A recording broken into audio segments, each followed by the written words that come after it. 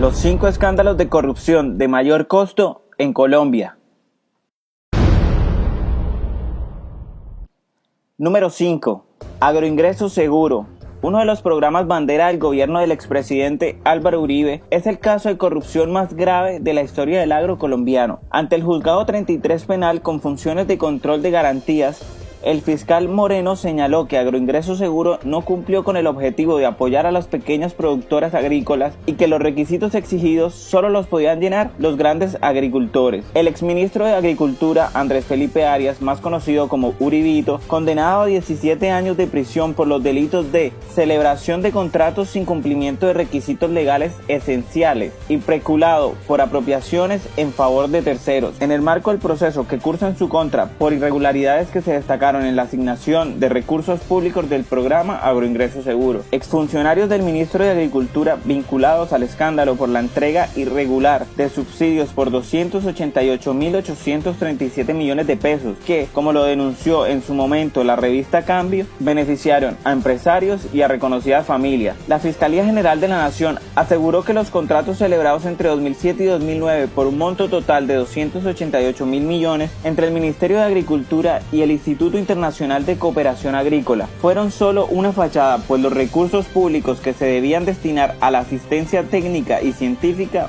fueron asignados sin contar con licitaciones abiertas, estudios previos y términos de referencia, e incluyendo cláusulas exorbitantes. De acuerdo con la investigación, la celebración de los contratos benefició directamente al exministro, quien aprovechó el programa Agroingreso Seguro como plataforma política para su aspiración presidencial. Por otra parte, confirma que tanto el Instituto Interamericano de Cooperación Agrícola como particulares apropiaron de forma ilícita no menos de 43.600 millones de pesos del programa, a través del fraccionamiento de pedidos o de la aceptación de auxilios cuando se cumplían los requisitos. Número 4. Saludcop. El 11 de mayo del 2011, mediante la resolución 801 de la Superintendencia Nacional de Salud, se ordena la toma de posesión inmediata de los bienes y haberes de la EPS Saludcop. Todo empieza a partir del seguimiento de la Contraloría General de la Nación por el uso indebido de los recursos públicos para la construcción de clínicas y hospitales, mediante la desviación de 1.05 billones de pesos entre el periodo de 1998 y 2010. Otra de las razones que desató la polémica del caso fue el pago irregular de bonificaciones a los directivos por 6.000 millones de pesos, de los cuales 3.541 millones de pesos fueron al bolsillo del presidente de la empresa. Las 378 páginas del fallo de la Contraloría permiten construir todas las figuras y movidas de Palacino y su círculo cercano, conformado por María Carolina Lamus, Alberto Castro Cantillo, Javier Murcia Sabogal, Luis Alberto Medina, Jaime Chávez y Claudia López Ochoa. Contaron con la aprobación u omisión de directivos de la empresa, como la de René Cabanzo, Eugenio Mejía, Gabriel Franco, Ana María Piñeros, José Enrique Corrales, José Tobías Correa, Rubí Hernández y Carlos Antonio Paz. La Contraloría determinó que en 1998 iniciaron los desvíos de los parafiscales. El problema, como lo indica la entidad de control, es que no lo hizo con recursos propios o sus accionistas, sino dejando primero de pagar oportunamente los servicios de salud que le habían facturado los proveedores y después apropiándose de una parte de la plata de la salud que entraba a sus arcas y que era registrada como utilidad. Entre 1998 y 2010, Saludcop, según el fallo, había desviado 1.05 billones de pesos para construir, ampliar y dotar sus clínicas y hospitales. Terminó en 2011 cuando el gobierno decidió intervenir Saludcop por desviar recursos de la salud. Tras 2 años de investigación, la Contraloría sancionó a Carlos Palacino, creador y fundador de la empresa, y otros 14 directivos a devolver los 1.4 billones de pesos que habían desviado de la salud entre 2002 y 2010. Número 3.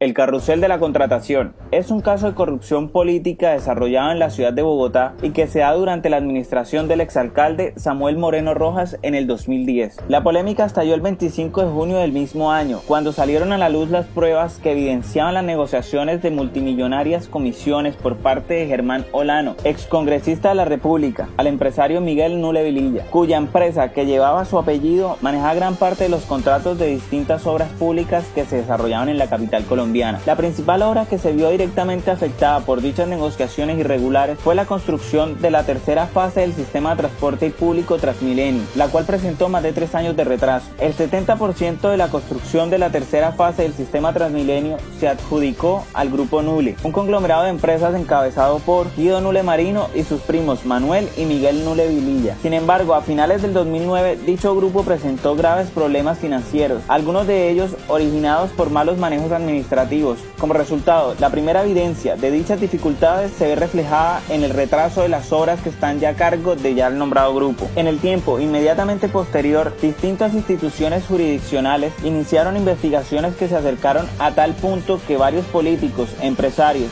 dirigentes del Instituto de Desarrollo Urbano y hasta el mismo alcalde de la ciudad se vieron involucrados. El Estado llegó a presentar un detrimento patrimonial cercano a 2.2 billones de pesos colombianos. Número 2. Reficar.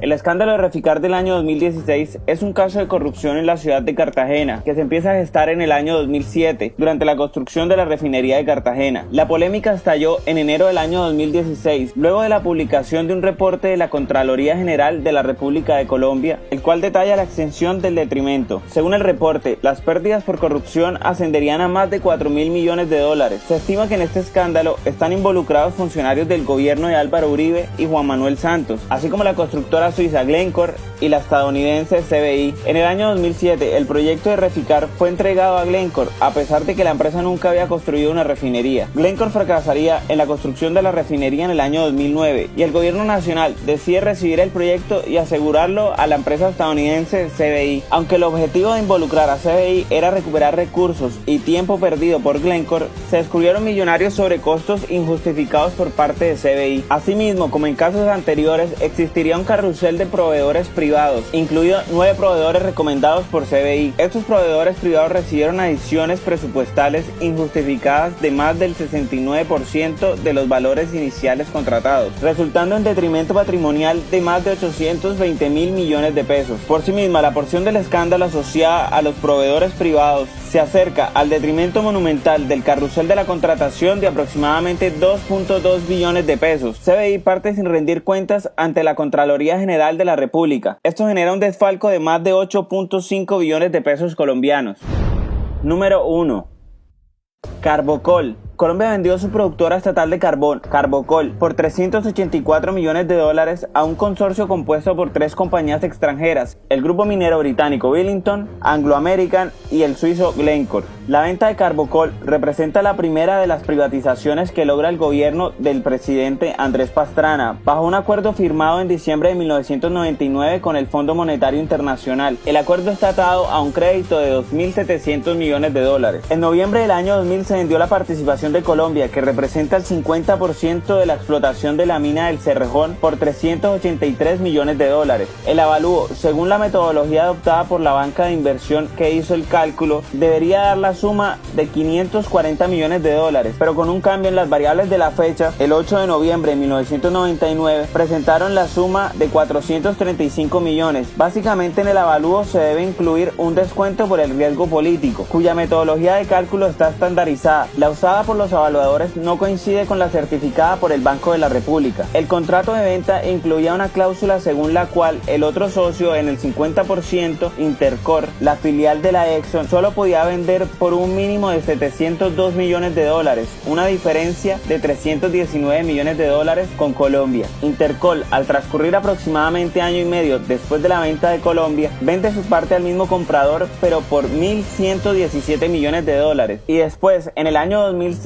en venta que hizo uno de los compradores, el precio fue de 1.700 millones de dólares por el 33%, o sea, el equivalente a 2.575 millones de dólares por la parte que vendió Colombia, aunque en esta nueva venta ya no sea incluida el control mayoritario. Después de esto se justifica el motivo por el alza del carbón, pero esto se produjo después de que Intercol vendiera por el triple de lo recibido por Colombia. El comité que evaluaba esa capacidad le dio su aprobación en una fecha anterior a la de un informe donde donde la firma contratada para verificar la legalidad de los procedimientos menciona que todavía no ha tenido la calificación de 2 de ellos. La empresa privada que había consignado los derechos de participación antes de que se abriera la inscripción y siendo la única que cumplió ese requisito, cedió a uno de los oferentes ese derecho. La posibilidad de dicho tipo de cesión no estaba contemplada en las leyes del proceso de venta. Cabe aclarar 2 cosas. 1. El pacto entre las 3 empresas oferentes para hacer conjuntamente una sola oferta. Aparecen con radicación anterior a su emisión y firmados por quien no estaba ejerciendo la función de notaría en ese momento. Como todo esto sucedió dentro del modelo de privatización y de administración de Andrés Pastrana, queda la duda de ¿es este el peor negocio